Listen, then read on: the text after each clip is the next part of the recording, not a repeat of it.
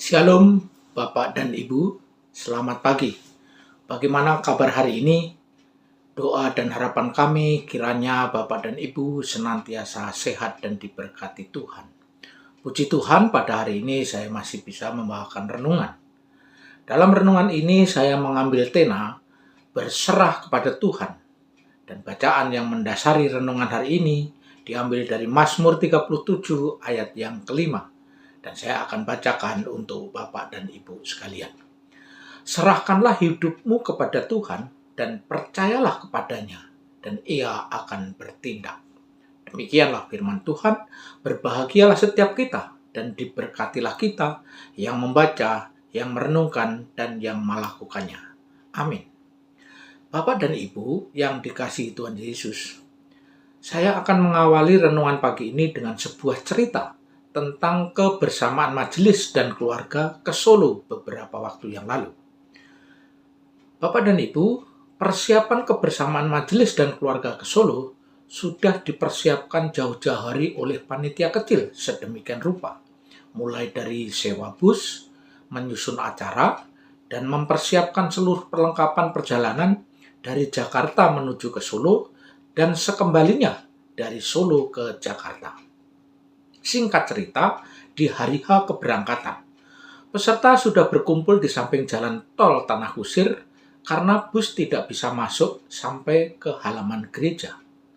Rencananya kebersamaan akan diberangkatkan pada pukul 20. Namun, ternyata bus yang akan mengantarkan kami ke Solo dilaporkan rusak dan akan dikirim bus pengganti dari Serang, Banten yang diperkirakan akan sampai di Jakarta pada tengah malam. Bapak dan Ibu, menunggu bukanlah pekerjaan yang mudah dan menunggu sangat-sangat tidak menyenangkan. Oleh karena itu, sebentar-sebentar kami melihat jam dan sebentar-sebentar seseorang dengan yang lain saling bertanya, jam berapa bus pengganti akan datang? Belum memperoleh jawaban yang pasti, tiba-tiba kita dikagetkan dan dikejutkan dengan berita bahwa kawan kita yang akan bersama-sama berangkat terjadi kecelakaan. Saat ini kawan kita sedang menuju ke rumah sakit untuk mendapatkan pertolongan medis. Sambil menunggu kabar separah apa kondisinya, rombongan kembali ke gereja karena faktor cuaca dan keamanan. Di gereja kita bisa santai sambil membayangkan indahnya perjalanan ke Solo dan mendoakan kawan kita segera pulih kesehatannya. Tiba-tiba kami dikejutkan kembali bahwa bus pengganti yang dikirim dari Serang dilaporkan rusak dan tidak bisa menghantar kami ke Solo. Akhirnya terjadi perdebatan antara panitia dengan pihak bus. Dan pihak bus akan mengirim bus pengganti dari Bogor sekitar 30 menit lagi. Setelah menunggu 30 menit, bus yang dijanjikan ternyata belum datang juga. Dan ternyata informasi yang didapat menyatakan bahwa bus masih dilakukan perbaikan khususnya di tempat duduk. Dengan hati cemas dan bergumul antara berangkat dan tidak, karena jadwal dan acara seluruhnya sudah di-booking oleh donatur yang kemungkinan tidak bisa terlaksana dengan baik. Setelah hampir setengah malam, kami mendapatkan informasi bahwa bus yang dipesan dari Bogor sebagai pengganti sudah meluncur dan sebentar lagi akan sampai di samping tol Tanah Kusir. Senyum manis mulai mengembang setelah mendapatkan instruksi agar rombongan segera merapat dan menaiki bus untuk berangkat ke Solo sebelum berganti hari. Bapak dan Ibu, ada persoalan apa di balik rencana kebersamaan kami ke Solo yang mengalami hambatan ini? Padahal kami sudah mempersiapkan dengan baik dan matang. Perasaan cemas berganti menjadi ketakutan karena datangnya hambatan beruntun dan bertubi-tubi. Dari bus yang dipesan rusak, kawan kita kecelakaan, dan bus penggantinya pun diinformasikan juga rusak. Dan akhirnya, dengan kesabaran total, kami menunggu bus pengganti yang ketiga, yang juga masih dalam perbaikan tempat duduk. Perasaan khawatir dan takut menimbulkan pertanyaan apakah kebersamaan ini akan menyenangkan dan bisa kembali ke Jakarta dengan selamat, atau justru akan menjadi petaka dan kesedihan. Ternyata di balik peristiwa tersebut, Tuhan mempunyai rencana yang luar biasa. Dan saya melihat ada dua hal yang mendasar yang perlu kita pelajari. Yang pertama, Tuhan bertindak atas rencananya. Mungkin saja bus yang pertama rusak karena kita ingin menunggu kawan kita yang kecelakaan untuk mendapatkan perawatan medis. Atau mungkin bus pengganti yang mengalami kerusakan memang tidak layak untuk kami tumpangi, sehingga rawan terhadap kecelakaan, yang pada akhirnya kami berangkat dengan bus pengganti yang ketiga. Kemudian yang kedua, Tuhan bertindak atas rencananya untuk menunda sementara perjalanan kita.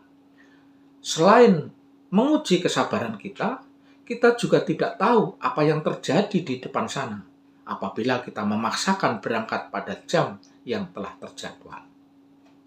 Bapak dan Ibu, jika Tuhan berkehendak, Tuhan tidak kekurangan cara untuk menyelamatkan dan menolong kita, walaupun kadang kita memahami dan memaknai sebagai hambatan. Bapak dan Ibu, akhirnya tepat pukul 12, bus berangkat ke Solo. Dan selama di perjalanan, kami sangat bahagia dan menikmati. Ada yang bernyanyi, ada yang ngobrol, ada yang main catur, bahkan ada yang tertidur sangat lelap, seolah tidak terjadi sesuatu. Bapak dan Ibu, ada satu acara yang sangat menarik untuk kita renungkan pagi hari ini, yaitu saat rombongan tiba di jembatan Kaca Sragen yang ternyata cukup tinggi dan tidak semua orang berani melaluinya. Jembatan kaca ini menginspirasi saya ketika saya menghadapi persoalan hidup. Fokus ke depan dan jangan memandang ke bawah. Itu kata-kata indah yang saya dengar dari sahabat senior memberi nasihat kepada saya pada saat saya mulai gemetar dan tangan mulai memegang erat pagar yang mengelilingi jembatan itu. Ingin rasanya mengurungkan niat saya untuk melanjutkan perjalanan menyusuri jembatan kaca itu. Namun, karena nasihat itu sangat baik, maka saya mengikutinya dan ternyata benar. Setelah saya fokus ke depan dan tidak lagi melihat ke bawah, rasa khawatir dan ketakutan saya hilang. Dan yang ada hanya bisa melihat dan menikmati keindahan yang indah dan indahnya luar biasa. Oleh karena itu, dalam keseharian kita, pandanglah Yesus sebagai sumber kekuatan dan sumber pengharapan. Tidak ada yang dapat memberikan pertolongan selain Dia. Serahkanlah bebanmu kepada Dia, karena Dia akan memberikan kelegaan kepadamu. Dan jangan sekali-kali berpaling daripadanya, karena di bawah sana hanya ada kengerian, kekhawatiran, ketakutan, dan kecemasan. Mazmur 73 ayat ke-24 mengatakan bahwa dengan nasihatmu engkau menuntun aku, dan kemudian engkau mengangkat aku ke dalam kemuliaan. Kiranya damai sejahtera Tuhan yang melampaui segala akal senantiasa memelihara hati dan pikiran kita sepanjang hari ini. Selamat pagi dan selamat merenungkannya. Tuhan memberkati Bapak dan Ibu. Shalom.